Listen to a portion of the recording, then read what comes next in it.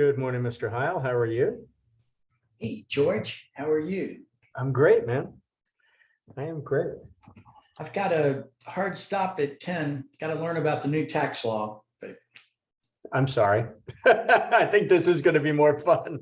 Maybe not as valuable, but more fun. New tax law. You know, when I went to law school, Jack, and I'm sorry if I've said this 50 times, I was in law school. We had the tax code, and I could carry it around in my backpack. It was 2 phone books, right? It is now 24 phone books. don't forget the regs and Yep, that's insane. instructions. It's insane. Like, no one can possibly be in compliance with the tax laws. Oh, no, it makes it more and more difficult. And,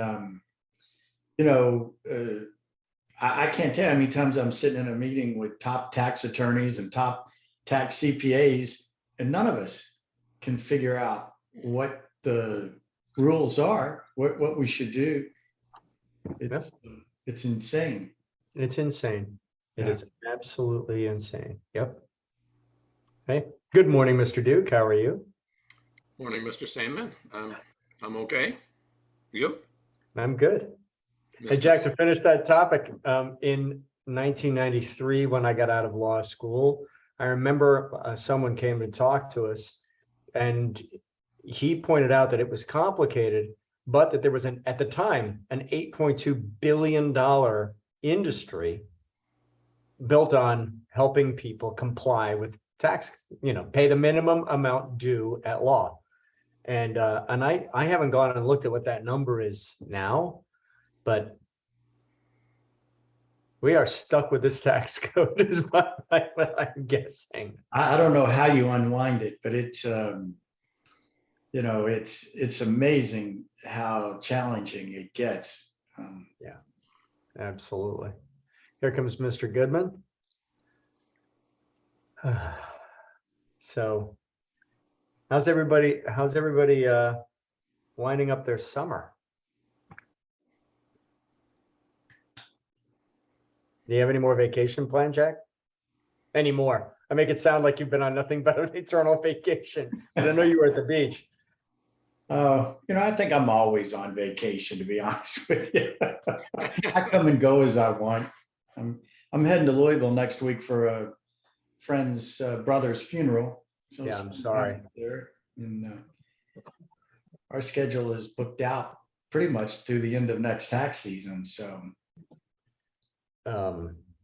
I know the feeling. My feet are not going to hit the ground between now and the new year, which is great. I mean, it's all stuff that we have a plan. We are executing against that plan. And you should see we have a month by month calendar out and they run across the top of the whiteboard, and there's not possibly enough room. So we have everything we're doing each month written underneath. And yeah, man, that's good. Stay busy. How about you, Steve? Stay busy. Stay busy. And Barry just got back from whacking a little white ball around Ireland. And I don't know if Barry's connected on audio. Barry's here somewhere. Yeah, I have this week plus 3 weeks, and I leave for 2 weeks into the bush. And I'm having so much fun here. I know it sounds kind of twisted, people but I'm having so much fun here. I'm like, it's bittersweet. George, if I need to get a hold of you, will you have a satellite phone of some sort? Yes, Steve, but you can't have the number. I will. So we're taking 2 things. So 4 of us run our own businesses. So we're going to have a couple of Soleo satellite, plug your laptop in. We're only bringing 1 or 2 iPads, but we've got a couple of Soleos, and then I use a Garmin. So if there's an emergency, and I'll be, if I have some downtime, I'll be monitoring email. So here's Larry. We got double Larry. Yes, 2 Larrys. And Larry needs to mute one of them. There we go. Okay, Hey, good morning, Larry. How are you, man? good, good. I figure out why I had a problem getting on every week, and that is because I've had the wrong passcode.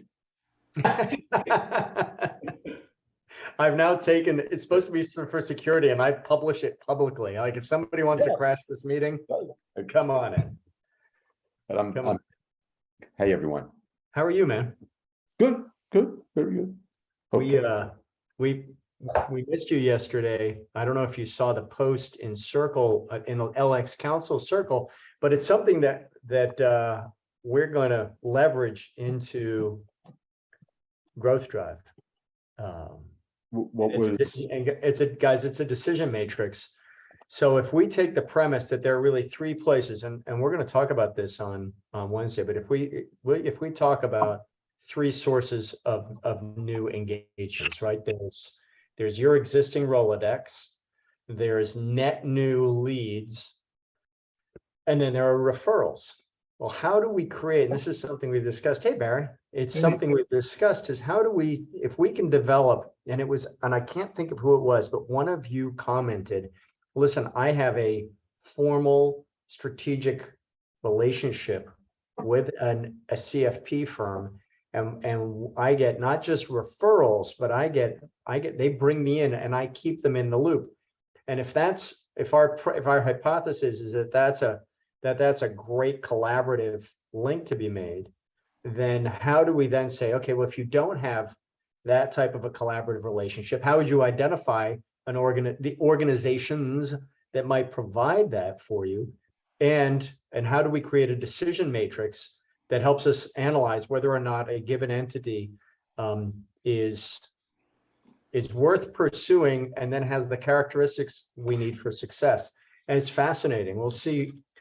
So there were two military ex-mil guys on the call, and they brought in a decision matrix. Kit brought in a decision matrix that's used in the military, and it makes common sense. You set your criteria, you score an opportunity against the criteria, and say, you know what, this is an organization that's worth pursuing. And it's going to be interesting to see how that plays out in LX Council, but also assuming Kit and Tina and company are okay with it, how do we do that to help build our business advisory practices? And there's nothing proprietary there, but I just out of respect, I will make the call and get the permission. But anyway. and George, that was LX Council, your weekly group. Yeah, that was Dragonfly and Inspiractionables LX Council weekly meeting. So it started 2 weeks ago. We said, okay, well, what's an ideal strategic partner look like? What are the characteristics that we as a small group think it would have? And how is that different than what Z is doing with his project? It's complementary to what Z is doing, Okay. but I think, Z is unfortunately, and my heart goes out to him, and he has a couple of struggles right now. And I think what we might be doing is help seed the ground for him, that he can then come and bring his experience and expertise in to develop. Does that make sense, Larry? Okay, got you. Okay, got you. So I think it's complementary. NZ is included. He simply couldn't, he's been out of pocket for obvious reasons. Good morning, Scott. So I know there's a lot of exciting stuff. Our first Morning, study George.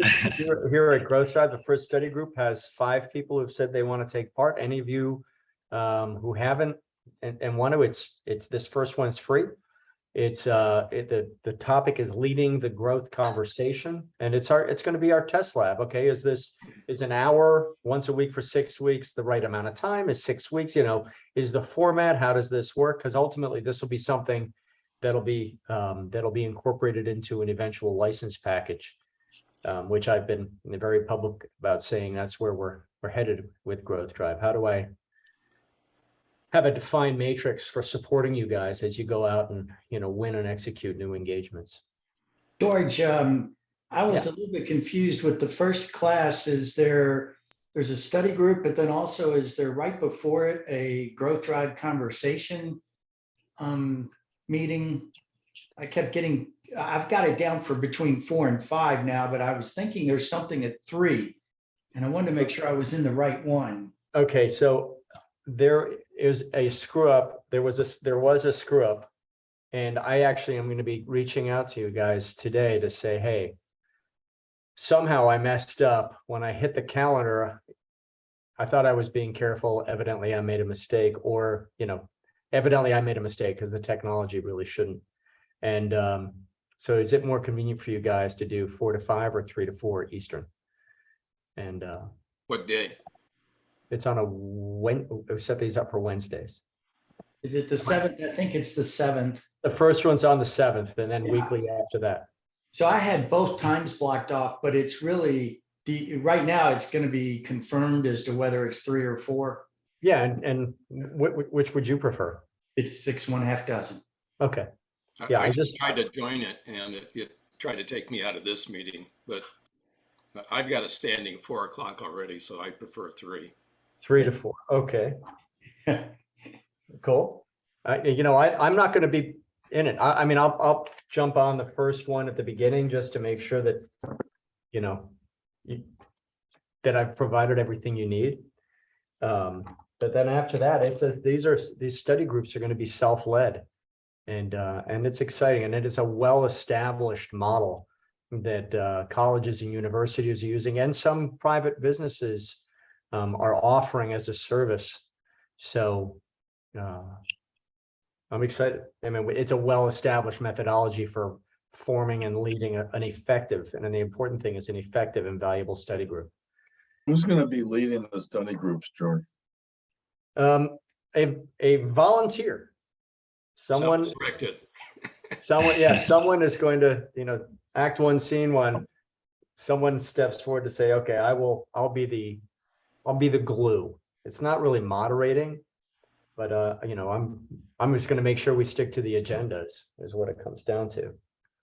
And in the FAQs on the One University site, that was one of the questions, and evidently the experience is, we're all grown-ups, and the study group is productive. So Yeah, I've been in at least 2, and they are very productive. So they Yeah. can be. they can be, yeah, as long as, yes. Well, that's hence an agenda, right?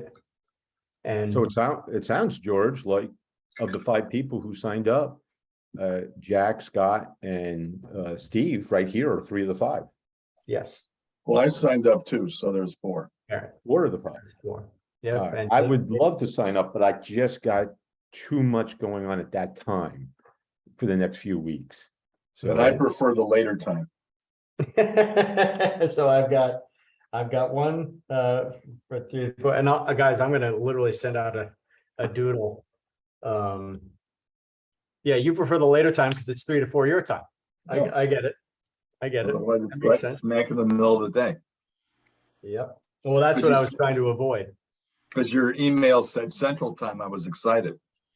Well, and I think I honestly am at a bit of a loss in it. So, and because the buck stops here, that was the intent was to put it at the end of the day. Okay, we've had our day. I've got a 4 o'clock, 4 to 5, and then I can check emails a final time, get in the car and go home. And so, but Steve Duke, you prefer 3 to 4. Steve, is 4 to 5 impossible for you? Yes. At least for the next 6 weeks, because I'm taking a paid course. Oh, okay.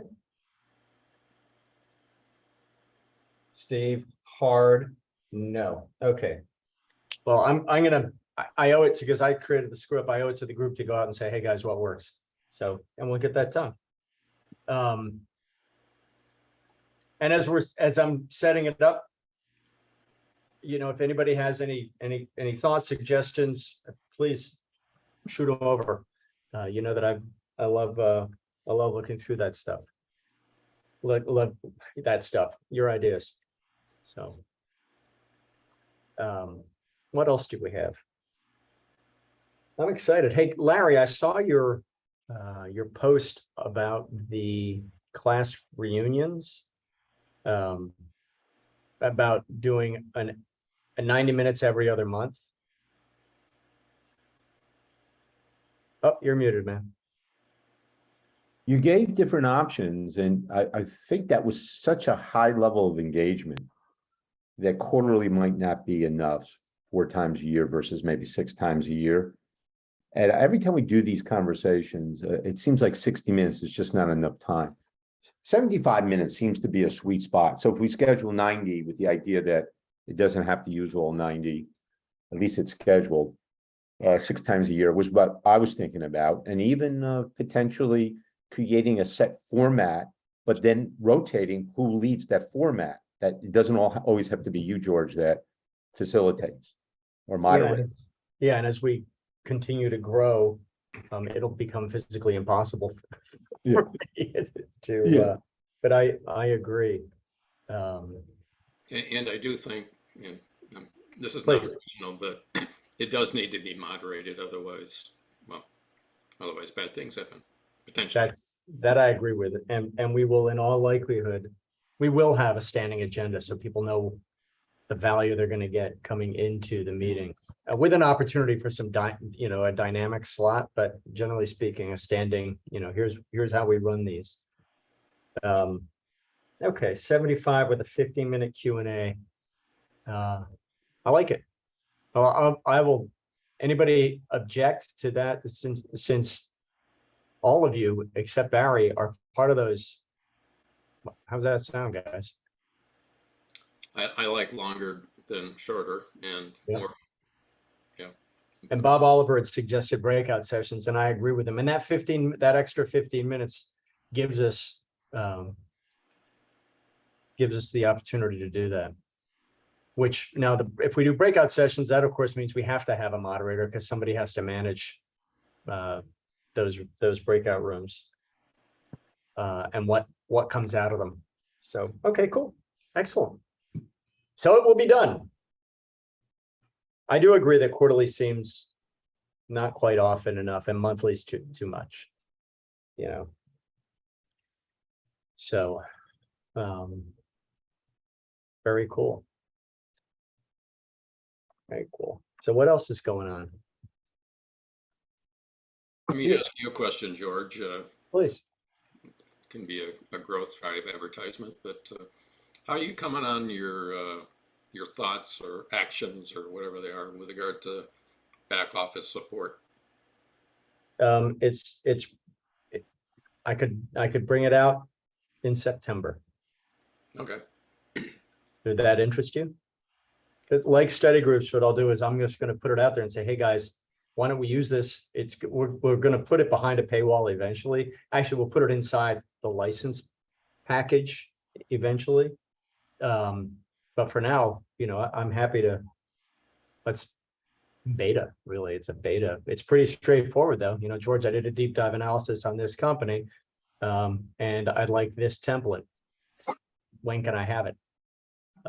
It's very straightforward, and it comes to you I think the key is it'll come to you quickly, and in a Google Doc that you can edit and make your own.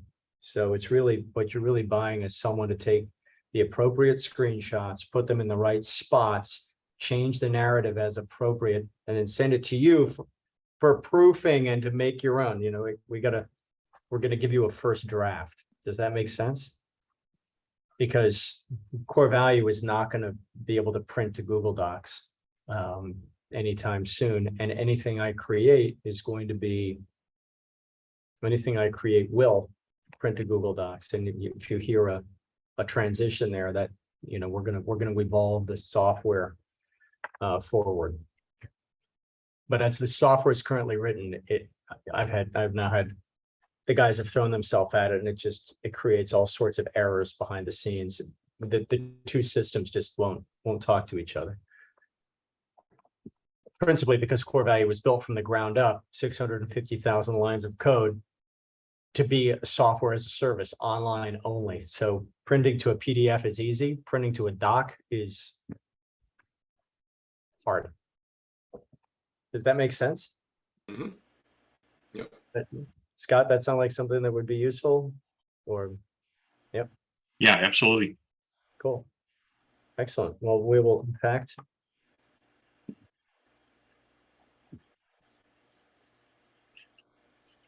Yeah, George, I have to watch the reunion video from last week and then I can comment. Yeah, I'm sorry. you weren't able I'm to looking make it. forward to it. I just didn't have a chance to see it. Yeah, and I did send that out, right? Yes, you did. Yes, I Thank did. you. Yep. Sure. Yeah, I had this one could be interesting, just to get a little bit of feedback. I had a great meeting yesterday with a brand new client that is 4 owners who second generation ownership from the original founder. Company been around 30 years. They have 70 employees now. And we're going to start putting together a plan for the next generation. And, so we started out with owner goals and what they like, not like, do differently from the last transition, all that good stuff. And then started some discussion on strategic direction of the company. So they had done the original Discover, but we were going to ran out of time. We were going to do the deep dive, and that's for our next meeting. And the president, all the owners, by the way, are in their early 40s. So they're young people with, perfect timeline ahead of them of 7 to 15 years on when they're going to get out and who they're going to choose. But the owner brought up, she's really been struggling with the idea of the old adage, if you're not growing, you're dying. And she said, really, the idea of maybe maintaining a size, just a range of size without a desire to grow, which obviously would be transferable value, is starting to be intriguing to her. And it gave the other 3 owners permission to start getting into a conversation about that, what that may look like. So if you guys have ever read the book by Bo Burlingham called Small Giants, and one of those examples that's in Small Giants is Cliff Bar, that actually was going to sell to Quaker Oats and then backed out at the end, well into the negotiation, just said, what am I doing here? So anyway, I gave that for reading assignment to the 4 of them. I gave them the executive book summary, which was great. They loved me for that. But I was just wondering some feedback from the group about using growth drive primarily as transferable value as opposed to accelerated growth. They've got extraordinary margins, by the way. Their EBITDA is running 26%. So it's a wonderful company, no debt outside of the note to the owner amongst the 4 of them through a bank loan. But just thought I tossed it out to get some thoughts from the group.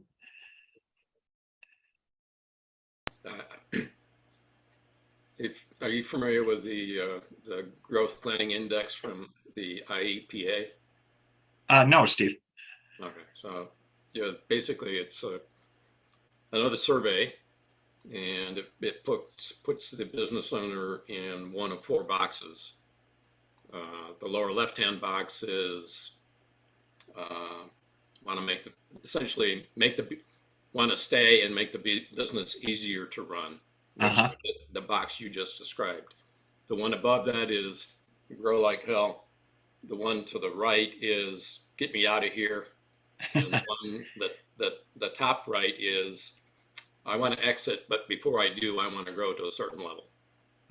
So anyway, you're describing one of the boxes which owners typically put themselves in. So it's perfectly normal and perfectly rational, and it seems like you've got it characterized appropriately. Well, it's interesting because Scott, Thanks, Steve. one of the things, and that's a great quadrant, and let's see if we can bring that back into the fold. Steve, where was that from? That quadrant? It's part of John Leonetti's International Exit Planning Association. Okay. George Sandman and John Leonetti's intellectual property. I think. Yeah, I apologize for that. No, it's not a problem. The GPI calculator clearly lives at the IEPA. John and I created the quadrant together, and and so we created the quadrant together, and it was the genesis of a lot of thinking. And the quadrant's great. What I'm going to do with John is say, hey man, why don't we use the quad as a bridge between our 2 organizations, and I will send it to you, Scott. I'm thank you, happy to send it to you guys. I can't, until I've had that conversation with John, I can't really publish it in Circle. However, I think most, all of you have it. And if you'd like a copy, just let me know. It's Thanks, super Rick. handy. Larry used it with a client before it was even, the ink wasn't even, we haven't even put ink on it. And Larry called me, said, "Oh my God, it worked." And you had a woman business owner. Go ahead, Larry. Yeah, it's a great tool. It doesn't sit with the IEPA, unfortunately. I wish it did because I'm a member of that. It sits with Pinnacle. That's a lot of money to have access to their, take care, Jack. Thanks, Jack. Access to that tool, the growth planning index tool. To extend what Steve is saying, I contend the first conversation we need to have, whether you use the 3 dimensions of growth or the 4 box from the growth planning index, either one, is to know where everyone who has an ownership stake sits in either the pyramid or in the quadrant, either tool. Because the contention between owners, the root of all that, and I've used this tool since its conception, is the contention between people is where they see themselves as differently. I had a husband and wife. One wanted the lower left, to Steve's point, that's lifestyle. I want to maintain that good lifestyle. Don't want to put the effort in and commitment to grow. Don't want to exit, just like doing what I'm doing. Where the wife was in the upper right. She had a vision for the company and where to take it for both growth and value. And that was the rub between them. So before we get into the trying to fix things or improve things or help them grow and bring value in any aspect, we got to know how they see their world. And when co-owners or family members or even management teams see the world differently, that has to be addressed first. And so that's what I have learned through the years. And I think it's an excellent starting point for discussion. Where do you fall in the box? And I've actually put it on a flip chart and say, put yourself where you see. With one owner, he was the managing partner of a consulting firm. He was in the upper left box, just growth. But he had 4 other partners and each sat in a different box. So between the 5 of them, they covered all 4 boxes. And they wanted to know why they had such conflict between them. That was the root cause. They see the world and their needs differently. So great tool. Yeah, that's We could send a it to you, great. Scott. That's a George fascinating doesn't have to, George, Yeah. you don't want to get John's permission, but we could always send it to you, Scott, because Well, I don't need John's Oh, well. permission. I just want to give him, I just think the courtesy of a heads up. Courtesy, yeah. And we're not gonna create a tool. The GPI, which I helped create, is an actual tool. You can put entries in, use it with a business owner. I believe that if you want to use the GPI tool, fantastic, and you can get hold of, you can go to Pinnacle, the IPA, and sort out where to get it over there. And they have a couple of tools. The Berry, the Business Exit Readiness Index, is also a great tool. I think the quadrant, to Larry's point, even just on a piece of paper that we're holding up and saying, all right, are you here, here, here, or here?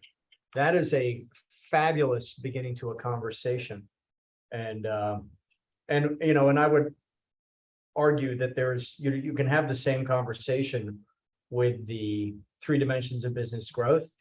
Hey, do you want to make your business easier to run? This is the first dimension. Do you want to grow it? We got to come through the first dimension to get here, but okay, that's great. Or do you want to have transferable value? And then of course there's the do nothing. There's the do nothing. I don't want any of this stuff, and which is a valuable conversation to have with a client as well. If you don't want to do anything, a point a question I was going to ask. We wrote a blog article here, maybe a couple of years ago. I can go dig it up. It's in the Core Value blog about treading water, right? So if you're not growing at all and inflation is doing this, especially germane today, then not only you're not growing, but you're losing ground. And if your competition is growing at let's say 10%, just pulling numbers out of the air, if the market is growing at 10% a year, and you're just happy treading along at $1 million a year after year, how does that look? What impact does that have in real terms over time? Are you going to be able? Are your labor costs, production costs, going to actually start eating, and they will, right? Start eating into your margin. They get, and ergo into your lifestyle. And that's this company, when you decide you want to monetize in some shape or form, you're really limiting the options that are available to you because it may be a good company, but it's that is not a 6 times or 10 times revenue business, right? So. But George, if- George and Larry, oh, I'm sorry, Barry, go ahead. if you really, from the way I look at it, taking a step back and looking at the whole concept of the 3 dimensions of growth, it's really about reducing risk. Yes. Yes. Reducing risk in the business. And if you buy into it, and if the company buys into it, they're going to grow regardless. I mean, they're going to have no choice if you start mitigating and putting those things in place to reduce your risk and to provide options. And one thing I have found is that, and to the point of getting everybody on the same page, that's absolute, especially in a family business. But by reducing that risk, you're going to grow. You can't help but grow. You can't help. Well, and Barry, that's a fabulous point. So I'm going to, let's just leverage out of the core value data. We know, we can see that companies who are doing the work, now this is a self-selecting group, but the companies who are doing the work and recording it in the executable growth plan, we also see their revenues pop. And Barry, I think the underlying point is if we can be really disciplined at holding our clients accountable to improving their processes, then it's like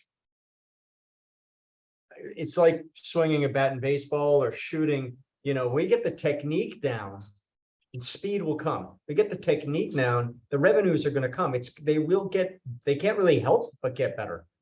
And you're helping them create options. Yes. Yes, which is what our job is. Yeah. Owners want, they want options. They don't want to just do one thing. So even a family, it's not necessarily that next gen. It's really about creating options that if that next gen doesn't fall into place, for a number of reasons, then at least there's some options that Gen 1 has or Gen 2 has to monetize the business at some point in time, or the family if they happen to no longer be around. Well, Barry, you bring a great point. That's my mantra all the time is options. Accelerate the value, multiply your options. And I've been a member of BEI, John Brown's organization based here in Denver since 2009. And one of the disciplines that he has in those 7 components that he developed is you do inside and third party and strategic. You create with that in mind, which I love the idea of core value, which is why I signed up for it when I first saw it, George, is because it's all of those drivers that actually do give you the options. And these four people, they're 42 to 45 amongst the 4 of them. And their exit right now, their exit timing is anywhere between 2031 or 2030 and 2042. So, it's going to be a gradual transition as insider. And we started that strategic direction. I captured everybody's, I send out the short Word doc before a meeting to have them go through kind of those universal goals as well as some of the cultural goals and so forth, personal goals. And everybody completed that ahead of time, which was great, but they hadn't seen one another's answers. And it was amazing because when you get after, your exit date and then what do you need? They each have, the 2 women have 25 and a half, 2 men have 24.5%. It's a women-owned business, but they're running up into several things that came up during this conversation. Is women-owned business from a federal standpoint.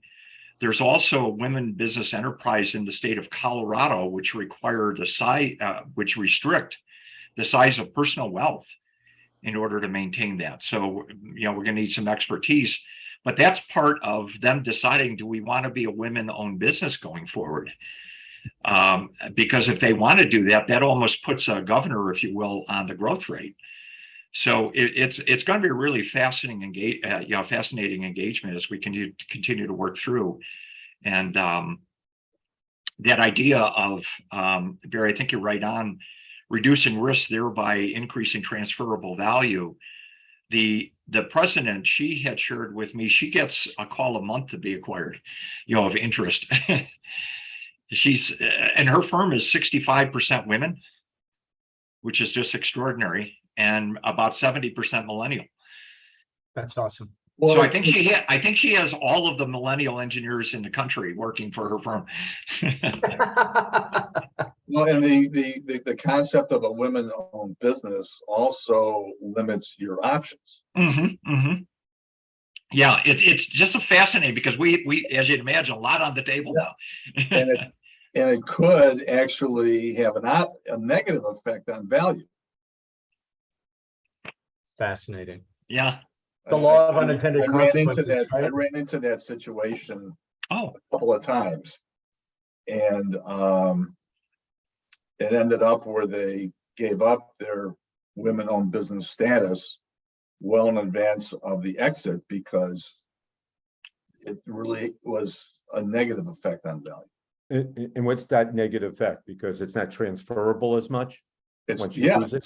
It's not transferable, because then now you have to transfer it to another women-owned business to maintain that customer base. yes. And that limits the number of people you could sell it to. Fascinating. It really is, and you really need to take into consideration a lot of different things when you're doing this. Yeah. It's not easy. Yeah, so great as a lifestyle business, but as a valuable asset, perhaps less so, and not for any sexist reason, simply because it's just the way that the government's involved, and this is the way the government has created the playing field, and we need to go ahead, Barry. And George, what happens if that next generation is not women?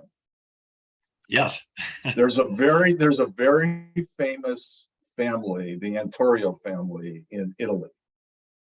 It's a 17, I think it's, I don't know, 17 generation. Anyway, it's a lot of generations.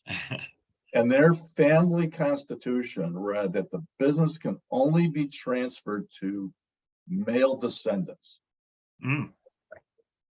And it came down to where there were no male descendants. There were only 2 females. So they had to change the business, but they had to change the family constitution to reflect this.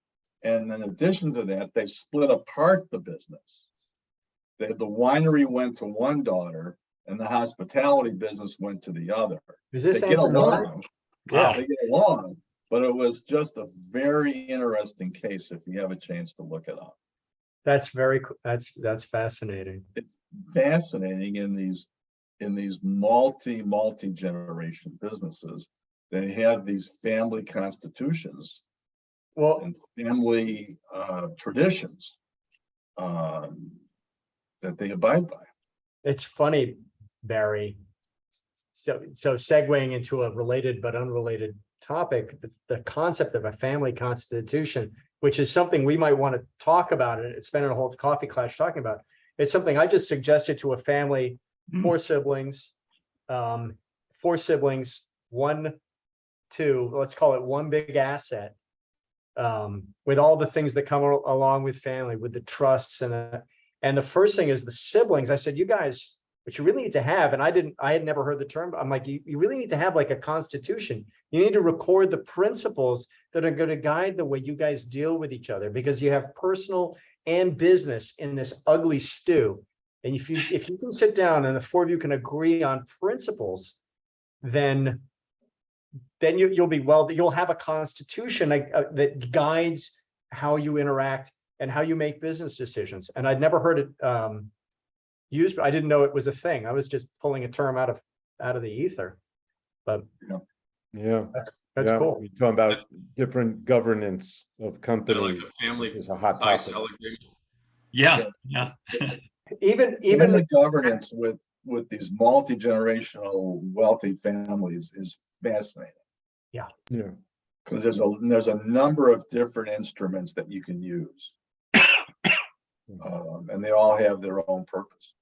yeah, and getting the family to agree, okay, this is a line, and everything that you feel is unjust before this line, that needs to be, that goes in a box, because moving forward, we all agree on these principles, and this is how we're going to get along. And it can be, my next suggestion was that they get a psychologist involved, and let's just say it didn't happen. Maybe they just hired Barry. It just, no, they hired a couple of really high-powered attorneys, and there weren't any difference. It was just like a question of direction. Mhm. So Hey, before we break, I did have an idea.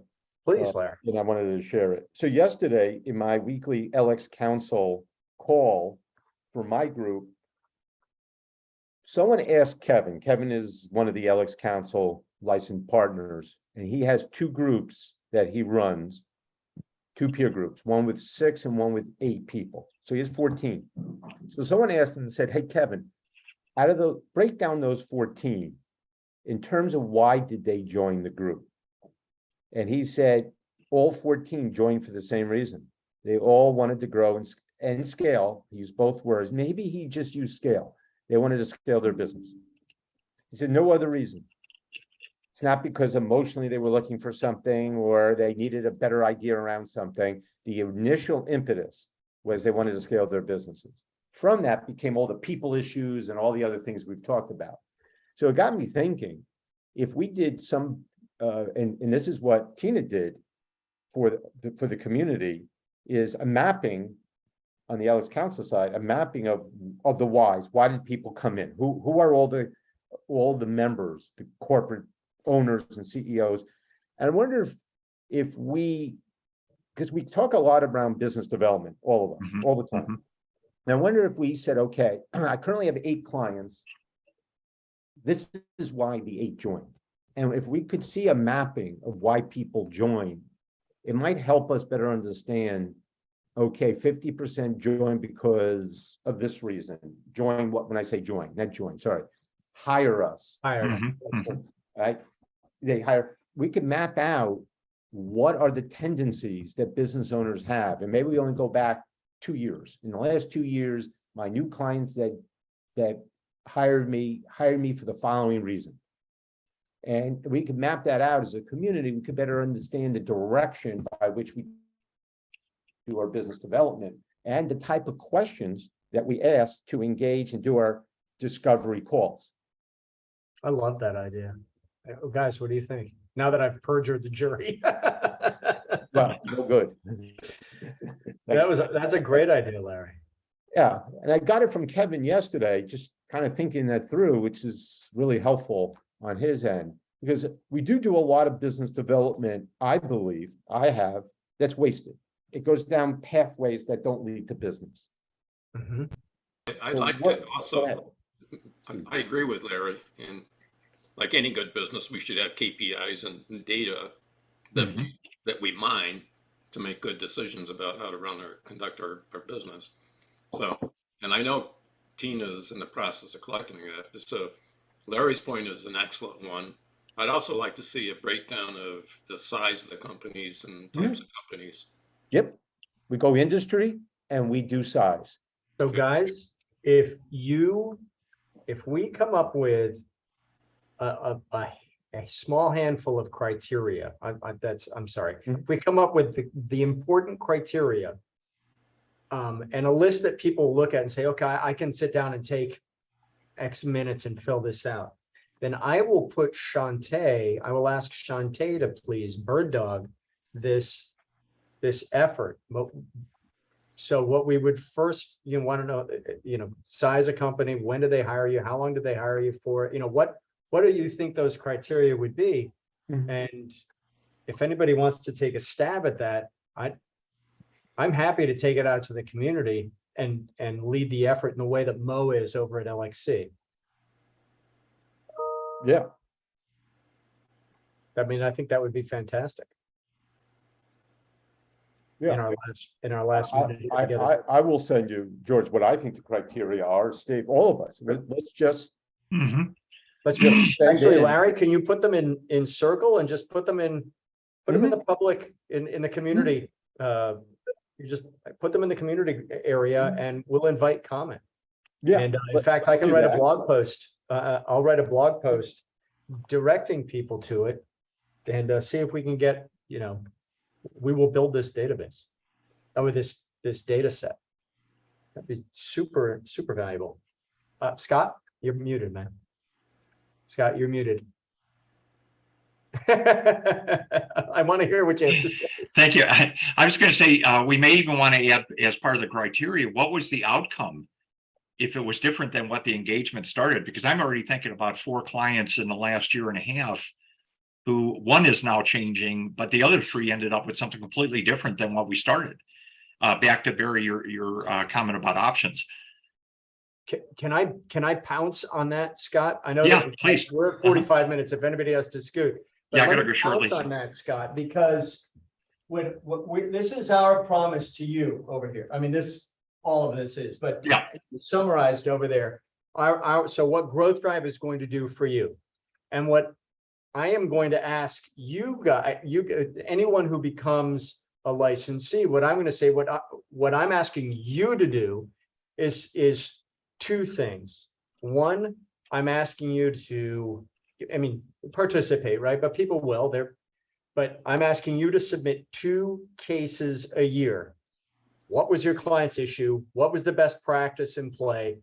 How did you apply it? And what happened, right? Very simple cases. So 2 cases a year, and then participate in 1 live event a year. And I think, or participate in really 2 live events over 2 years, something that people can, I don't want people to think that they're not welcome if they, because shit comes up. But importantly, Scott, building on your point, if all of us submit 2 cases over the next year, we'll have hundreds of cases that first of all, let's say, Scott Barth, you can use your cases to promote your practice. We're gonna put your logo across the top. We're gonna publish it.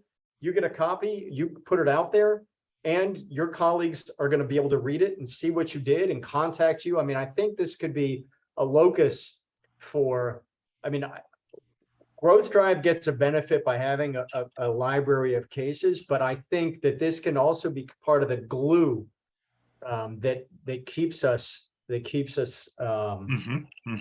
a collaborative, as a community. And if anybody hates that idea, please let me know.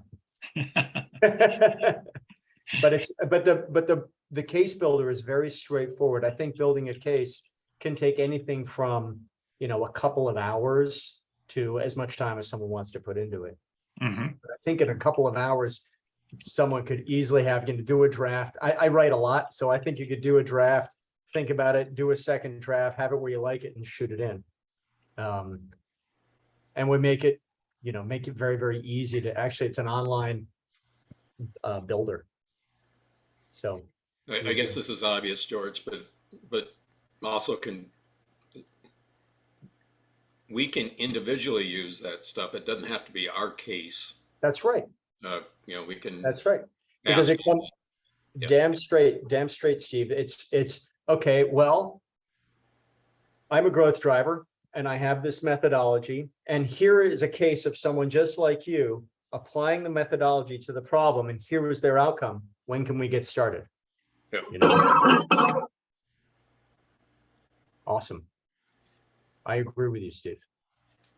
I have a couple more hours worth of discussion, but so we do these once a week. I'm going to have to run here. Yeah, me too. Great to see everybody this morning. Thanks for the thoughts and the great discussion. Yeah, as always, every week I value that. I thank you, each and all of you, for participating. And here's a thought in passing. I mean, we have kind of a bedrock group here, right? Yeah. Steve Cummings is on vacation, but I got an email from him. He's going to become part of this bedrock group. If we each commit to bring someone new once a month, and I know because it's not always the same crew. I think a couple of weeks ago it was just Jack and I. But if we each commit to reach out to someone in the community saying, hey, come to the Coffee Klatsch, or someone who's not in our community, that might be really good. Yeah, for this George, I've got conversation. just right away. I was talking to a wealth management advisor last week, and he's intrigued by core values. So he's trying to think about the difference between core value and an exit planning work tool like either BEI or John Denny's exit map. Yep. And what a great opportunity for him to join in as kind of recruiting when you're doing like a networking group. You invite guests in to experience level of professionalism, and are they a good fit and those kind of things, and would they see the benefit fit on both sides. I love that idea. Yeah, absolutely. Yeah. If You you would just have to prepare that person for Steve Duke's jokes.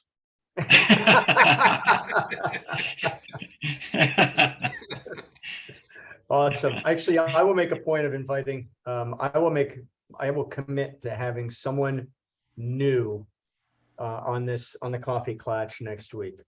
Okay, Someone, yeah, we'll see. I'll try to. Get Benedetto, get the shepherd's hook on Benedetto. She's You been know here who I'm before. calling. Well, she was in here, and Marie's a big hit. I don't think she understands. I mean, she makes an impact. People value her insights and what she has to Right. say.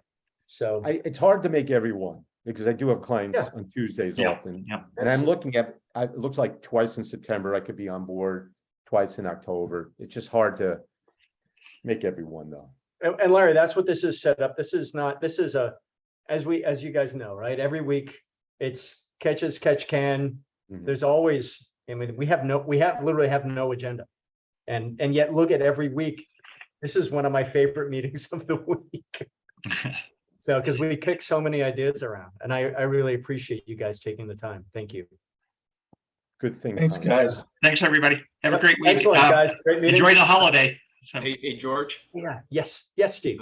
can you hang on? I've got a couple more jokes that wouldn't be appropriate for the group. Sure. I'm going to stop the recording. Okay. Thank you. Have a great day, Scott.